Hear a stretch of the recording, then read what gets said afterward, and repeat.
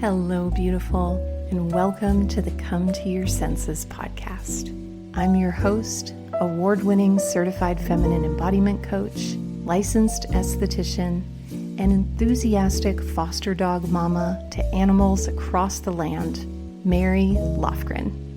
Here, we explore how to bring more richness, radiance, peace, and pleasure to our lives, homes, and hearts through the joy of beauty, the wisdom of the body, the warmth of connection, and the splendor of the senses. I'm so glad you're here. Pull up a poof and let's dive in. Hello, beautiful beings, and welcome to today's episode. Beauty advice I'd share if I was your godmother, which I kind of like to think of myself as godmother to my community at large. But one of the things you'll hear in today's episode is about my own godmother, who was very special to me and who nurtured a relationship to spirituality in me that was really rooted in unconditional love. And one of the ways that I see unconditional love so beautifully demonstrated and expressed in our world is through acts of beauty. As someone who is a licensed skincare professional, spa therapist for over 20 years, I have a lot of knowledge in this area, but also as someone who has really devoted my life to beauty and to feminine reclamation around beauty as a spiritual practice, I got a lot to share with you today. And today's episode is actually a sweet peek behind the curtain of our Sanctuary membership, which is a membership community for feminine beings who are seeking a body-based approach to presence and spiritual practice. And this month, our theme, every month we explore a different theme, and this month our theme is slumber party beauty secrets and radiant spa rituals. And so I wanted to just give you a little sneak peek of what you can expect when you decide to walk through the garden gates of the Sanctuary. And this month in the Sanctuary is part spa day, part beauty school, part slumber party, and part feminist beauty revival. And I wanted to just give you this little taste because the Sanctuary is open for enrollment through August 7th. And it is not too late to join us, to slip on your satin sleep mask and smear some green mud on your face and come and join the beautiful campfire of beauty and presence and pleasure that we have laid out for you. And so without further ado, we're going to jump into our gems, and I can't wait to explore the Godmother's Guide to Beauty Ritual.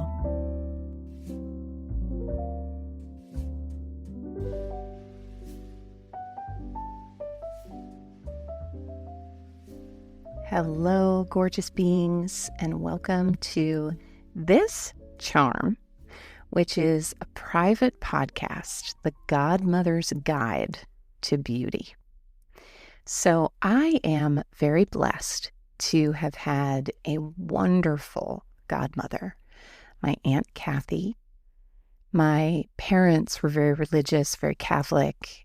Aunt Kathy was very Catholic, but something that was unique about my parents is that they were what I would call guitar mass Catholics. When they got married, several churches denied their request to have my uncle, who's a Christian brother, play the guitar because it wasn't regarded as a traditional enough instrument in the church. And so my parents, in their warmest essence, had a very Christ-like quality. And my Aunt Kathy radiated that like honey dripping from her heart, through her laugh, through her big 80s glasses. She had a bigger round body. Her hugs were legendary, and she deeply inspired myself as a godmother to my 3 brilliant god kiddos, goddess children, and also really just my life path of bringing and merging this feminine essence with the warmth of spirituality and love and those all-encompassing Aunt Kathy hugs. And so today's charm is a podcast dedicated to bringing that same honeyed warmth into your approach to beauty. I think we all have experienced the endless clickbait and conditioning and myths around beauty and the confusion between youth and radiance when it comes to feminine beauty.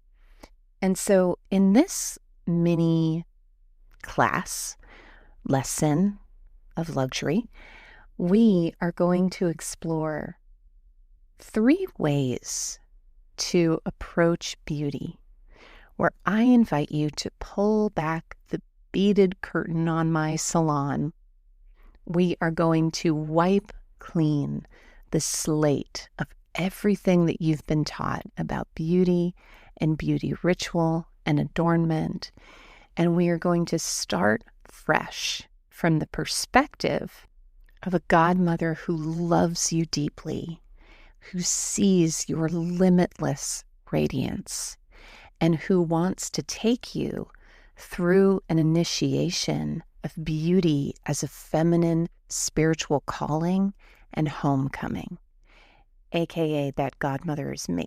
So strap yourself into the purple velvet throne that I have laid out for you, and let's dive into 3 charms on how to bring more of this effervescent spirituality into your beauty rituals. So the first and the most foundational comes from a quote that is attributed to Sophia Loren.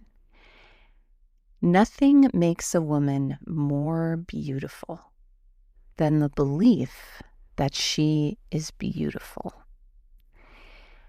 A story that demonstrates this transformation in my own life is one of the most transformative things I've ever done was in my 20s. I took classes at Mama Gina's School of Womanly Arts. And this was a school entirely dedicated to a woman's pleasure and to the art of using pleasure to create a resplendent, abundant, desire-driven life. And I came in on day 1. I remember exactly what I was wearing. I was wearing this little polka dot blazer. It's very 1920s with a bright red lip. And these were daring things for me to wear at that time because I felt and held so much shame about my body. And throughout the class and throughout the workshop, there were several exercises where women of all ages, shapes, sizes, socioeconomic backgrounds, tastes were challenged to adopt total ownership of their beauty, and where we were also given the opportunity to reflect each other's beauty back to one another. And what was so transformative about it is seeing other women practice believing that they are beautiful immediately changed the way that I saw them and led me to practice the belief that I was beautiful, and immediately transformed my own experience of my own beauty. And so a practice that I want to suggest that can be incredibly transformative. I just experienced this last night, actually.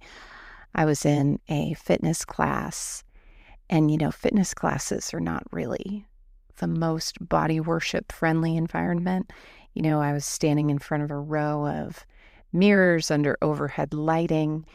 And at the end of the class, when we were stretching, I looked down and I saw my hip. We were doing like a spinal stretch. And I looked down at my hip. And at first glance, I criticized it for being too big, too misshapen. It should be this, it should be that. And then I realized, oh, that is like the shape of a gorgeous butternut squash or a beautiful autumn gourd. I'm really into gourds. Watch out come autumn. I'm all about the gourds. But these shapes of nature. And it made me think of this Instagram post that I saw on one of the most powerful body positive influencers that I know, named Nellie London. And it's a reel, and I'll pop a link to it below this charm, but it says, maybe the problem isn't how you see your body. Maybe you're comparing it to the wrong things.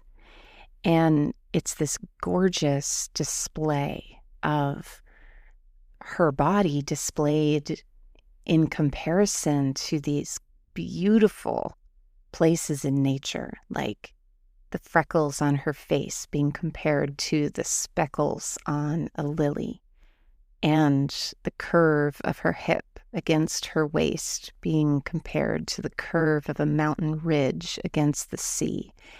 And it is just so, so spectacular. And a practice that I find incredibly useful is to look at different aspects of your body and your beauty and compare them to things that also strike you as beautiful. And so this is one practice that I want to invite you into this week as your practice of this Godmother's redirection around beauty. And an example is, when I look at my belly, there is a gorgeous overflowing cello-like shape that also reminds me of those sterling silver pedestal bowls that you see in Renaissance paintings that are just overflowing with grapes and oranges and fruit and flowers.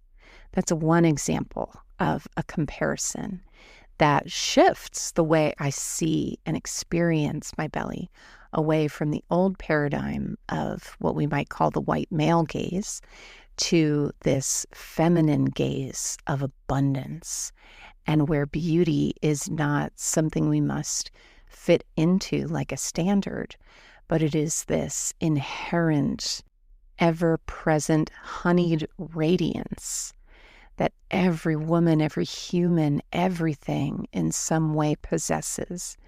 It simply awaits our recognition. And I just want to read a few lines from a poem I wrote when I was moving through the world as my burlesque persona, Kitty Cavalier. And it's called Adoration. I love my legs. They are like elegant champagne flutes, like lady fingers drizzled with chocolate and whipped cream.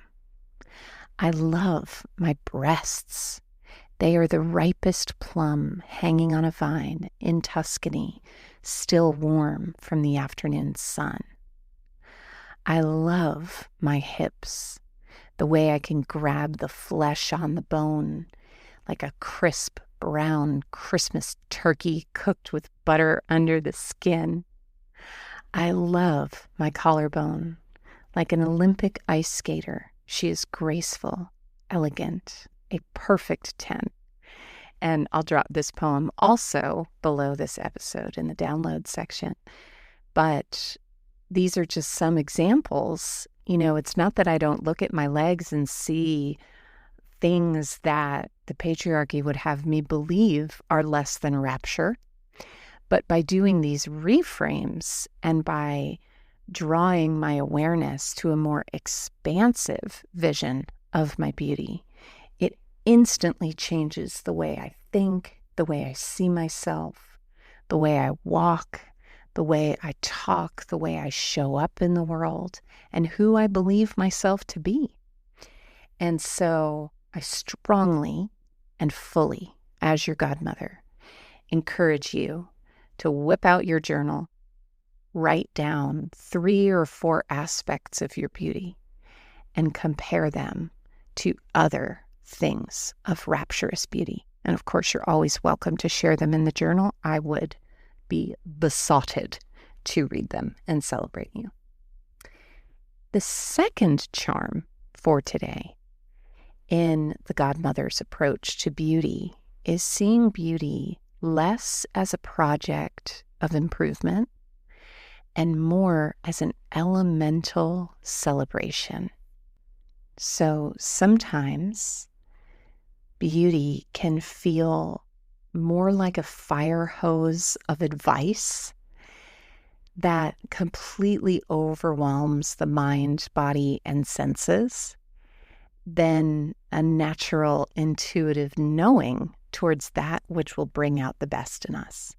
And in the skincare industry, which I have to say, just a little feminist diversion, I think it's kind of bullshit that we call the skincare and adornment industry the beauty industry, because the health of our skin, the radiance of our skin, yes, there's an element of beauty to that, undeniably, but calling it the beauty industry makes beauty a commodity. And so that's just a little side note of questioning.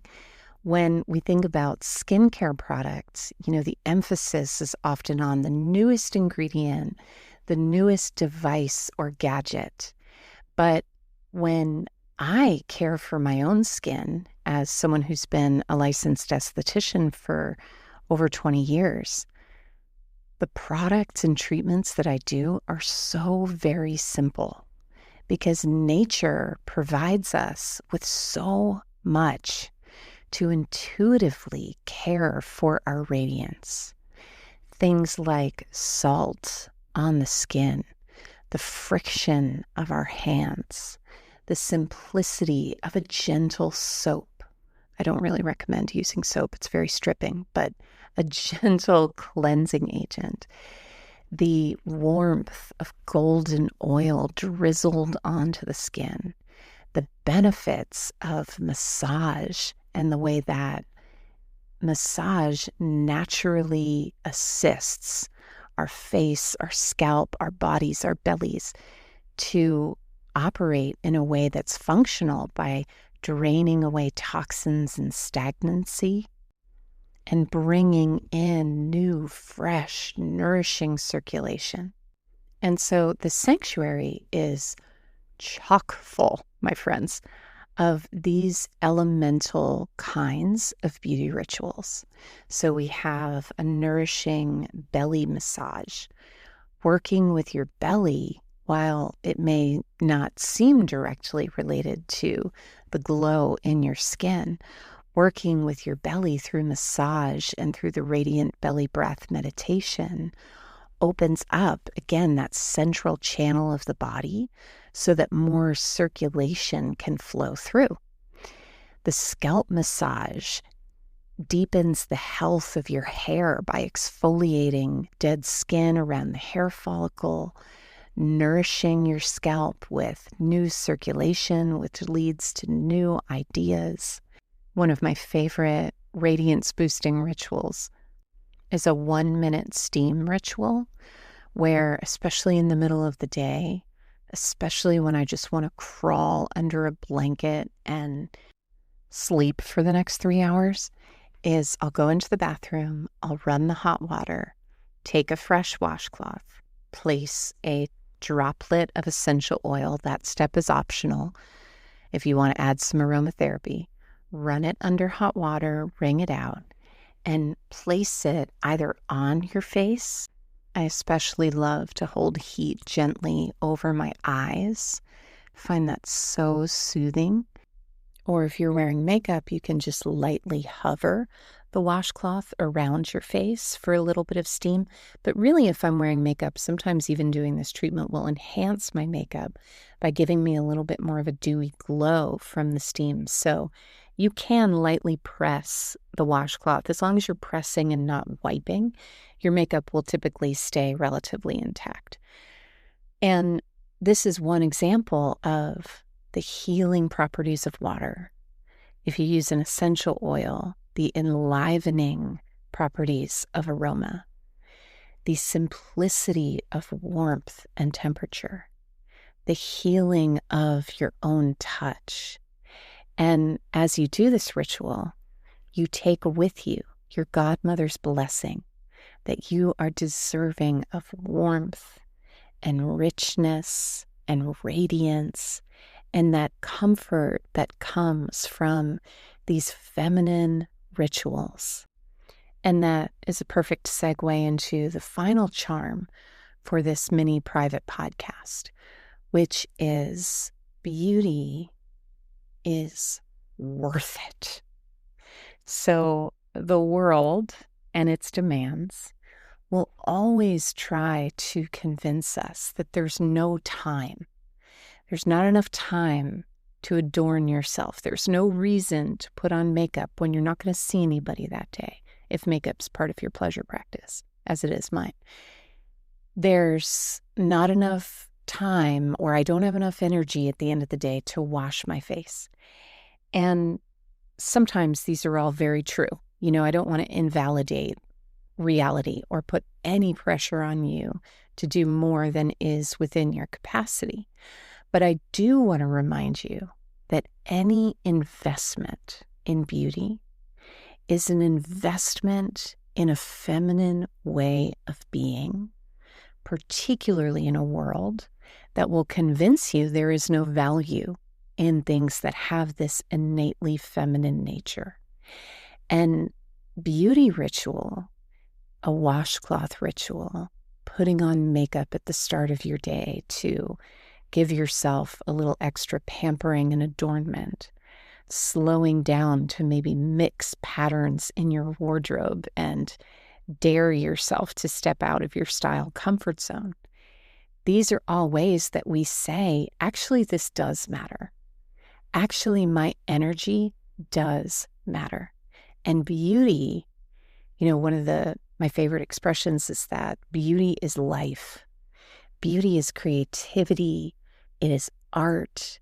It is expression come to life. And so taking time, making time, investing time into the spell that beauty casts upon your life is always, always worth it. Signed with love, with an ostrich feather plume quill, your godmother. So thank you for listening. And just to recap those charms, the first draws reference to that quote, that the thing that makes you beautiful is the belief that you are beautiful. The second is shifting your relationship to tending your beauty from that of improvement, cosmetic, and fitting in to a standard that was never really designed for you or your full humanity. And instead approaching beauty as something elemental and abundant and inherent. And finally, investing time in beauty gives you life and is always worth it. So I hope you enjoyed this week's episode, a little sample of what you can expect inside the garden gates of the Sanctuary community. You can head to marylofgren.com/sanctuary or just click the link below this episode. And once again, enrollment is open now through Thursday, August 7th. Rituals, radiance, and resplendence await. I hope to see you inside.